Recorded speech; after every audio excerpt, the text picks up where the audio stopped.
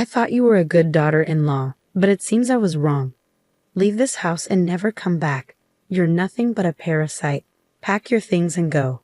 Ever since my husband passed away, my mother-in-law Sarah and sister-in-law Catherine have been saying mean things to me. Even though I've been taking care of Sarah, my husband was worried about her until the end. And yet Catherine says bad things about him, and I couldn't help but argue back. If you both feel that way, I understand. I'll leave. When I said that, Sarah and Catherine were happy, but a few months later, they were begging me. The bad luck I wished for them was worse than I thought. My name is Emily. I'm 32 years old and work as a buyer for famous brands. I met my husband Tom through a friend. Tom was kind and calm, just the husband I wanted, so I said yes when he proposed. Tom's parents were independent, so I got along well with them and didn't have any problems with my mother-in-law. Having a caring mother-in-law and practical father-in-law seemed perfect to me. Tom worried about his mom's financial future because she didn't think much about money. He thought it would be fine as long as his dad, who was responsible with money, was healthy. Tom also had an older sister, Catherine, who was divorced and lived alone.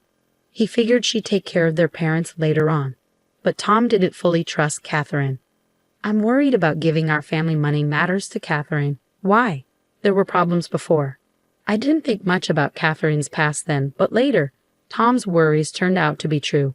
After I married Tom and had a few peaceful years, his dad got sicker and died. Since Sarah always depended on her husband, she was devastated.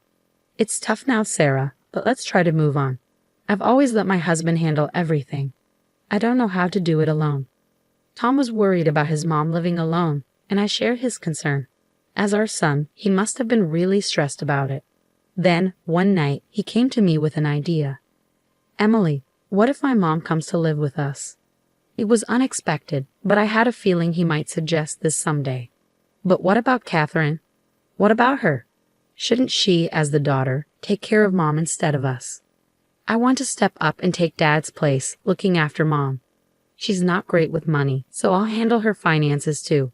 Can't we ask Catherine to do that? No, that won't work. It was rare for Tom to firmly say no to my idea. I want to make sure Dad's money is well taken care of, so Mom won't struggle later on. Even though he felt bad about asking me to live together, Tom was determined to handle Dad's inheritance and savings. It's okay. I think we'll all be happy living together with your mom. I'm genuinely worried about her being alone too. Oh, Emily, thank you so much. And so we started our new life as a family of 3 in Sarah's house. Just like she promised, Sarah left everything for her husband to handle, from bank accounts to bills and credit cards. She didn't really understand any of it. Tom managed her money separately from ours and decided to give her a monthly allowance for her expenses. Whenever Sarah was tempted by dodgy salespeople or pressured to buy expensive stuff by friends, it was Tom's job to guide her. If he didn't, she might end up with a lot of debt because she was careless with money. By taking on the role of her husband, Tom made his mom happy. Seeing her happier also made Tom feel better. Sarah helped out with the household chores since I was working, and everything was going smoothly. But our peaceful life came to an abrupt halt. Tom collapsed at work. He had the same illness as his dad and might have pushed himself too hard during a busy time, ending up in the hospital. Sarah and I visited him almost every day, but Tom didn't seem to be getting better. Emily, I need to talk to you about what happens after I'm gone. Don't say that. Let's focus on getting you better so we can go back to living with your mom, just like before. I knew I might get sick like Dad, so I'm prepared. But there's one thing I need you to do for me regarding Mom. Trying to hold back tears, I listened closely to my husband's last request. A few weeks later, Tom passed away. Dealing with telling relatives, sorting things out with his job, and planning the funeral kept me busy and distracted from the grief. Once everything was settled, I remembered what Tom had asked of me. There was no time to mourn now. I had to step into Tom's shoes and take care of my mother-in-law. I'm sorry I've been occupied lately, Sarah. From now on, I'll handle the money matters instead of Tom. Don't worry, I'll make sure we have enough for our monthly expenses. Emily, are you still going to stay with me now that Tom is gone? Absolutely. Tom always told me to take care of you. Let's keep supporting each other. I understand. Sarah's eyes filled with tears as she spoke. I'm sorry for putting the burden of finances on you while you're already busy. Don't worry, keeping busy helps me cope, so it's actually helpful. But Catherine didn't seem happy about me living with her mom. When she found out I was not only staying but also handling the money, she burst into the house in anger. Why is Emily, an outsider, still here after Tom's gone? And why is she in charge of the money? Doesn't that seem strange to you? Before Tom passed away, he asked me to take care of Sarah and handle the finances. Are you just saying that conveniently? No, it's what Tom wanted. Is there some hidden reason behind this? And are you using Tom's name to your advantage? Catherine wasn't convinced, but she backed off for the time being. However, the next week she came back furious. Emily, what do you think you're doing? I saw everything. What are you talking about? You're having an affair, aren't you? An affair? I saw you going into a men's store and dining at a fancy restaurant with a man. Are you using Tom's money on your lover? That's not true. I haven't spent any money like that on someone else. Your excuses won't cut it. It hasn't been long since Tom passed away, and you're already moving on to someone new. Have you no shame? Mother, don't you agree? Influenced by Catherine's words, Sarah started to doubt me too. Emily, is it true? No, that's not what happened. I'm just following Tom's wishes, I tried to explain, but Catherine interrupted me. How dare you bring up Tom's name after cheating on him? How could you sink so low? I fell silent, feeling the cold stares from both Catherine and Sarah. Then Sarah spoke up. I used to think you were a good daughter-in-law, but I was wrong. I never want to see you again. Leave, Catherine chimed in triumphantly. That's right, parasites like you don't belong here. Determined not to let Tom's wishes go to waste, I endured it all. With that resolve, I remained silent. But Sarah and Catherine didn't stop there. They continued to hurl hurtful words at me. Poor Tom, picking someone like you. He was always so easily fooled, you know. Maybe he tricked you into thinking he'd handle the money, but actually used Mom's money for himself. To tarnish Tom's memory, especially when he cared so much about his mom, is unforgivable to me. I could handle them saying bad things about me, but I can't stand them insulting my late husband. I'm sorry, Tom, for not keeping our promise. I silently apologized to him as I turned to Sarah and Catherine. I understand. I'll leave like you both want. Hearing my words, the two exchanged looks and grinned. Finally seeing reason, huh? Leave the bank book here when you go. Sure. I handed over the bank book containing Sarah's living expenses and her husband's inheritance, then left the house. But 3 months later, I got a call from Sarah, whom I had distanced myself from. Emily, they're saying I can't pay my card bill. Why? What's happening? Maybe you spent too much and don't have enough left. You should check your balance using your bank book. Balance? How do I do that? It seems Sarah hadn't changed. She was still careless about money even after I left. As I thought this, Sarah started yelling at me angrily.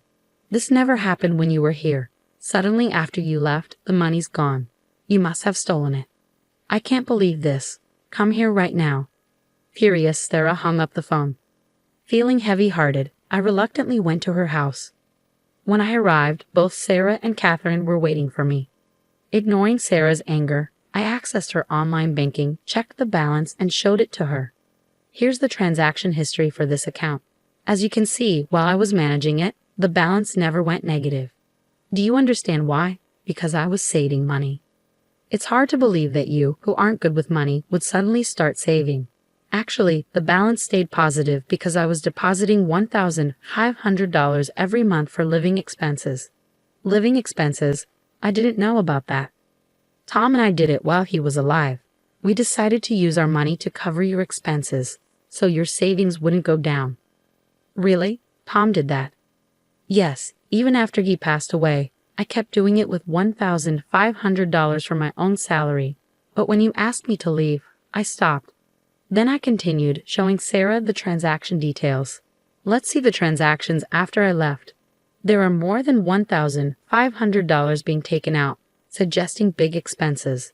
I didn't change my spending habits. Maybe Catherine used it.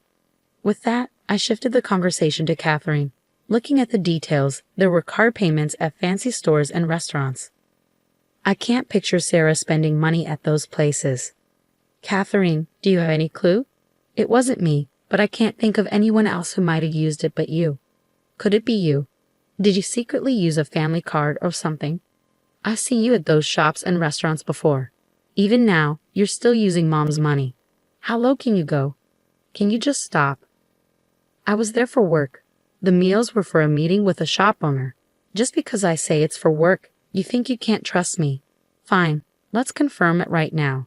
I immediately called the shop owner. Thank you for always helping us out. Yes, it was last Friday, and the item was... Well, I was checking some details on the phone. Catherine just stared blankly. Thank you. Can you include that as well? Oh, I see.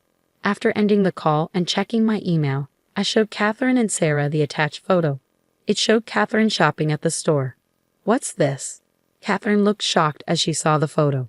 It seems the security camera caught you, Catherine, buying these luxury items.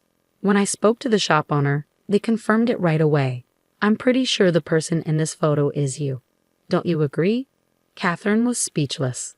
The shop owner also mentioned that items matching the ones you bought have been showing up at pawn shops lately. The dates and items match the ones when you used the card, right? Catherine's voice shook, and she seemed confused. Sarah, looking puzzled, asked Catherine, but why go through all this trouble? Buying something and then selling it to a pawn shop right away. Since Catherine didn't seem willing to answer, I spoke up.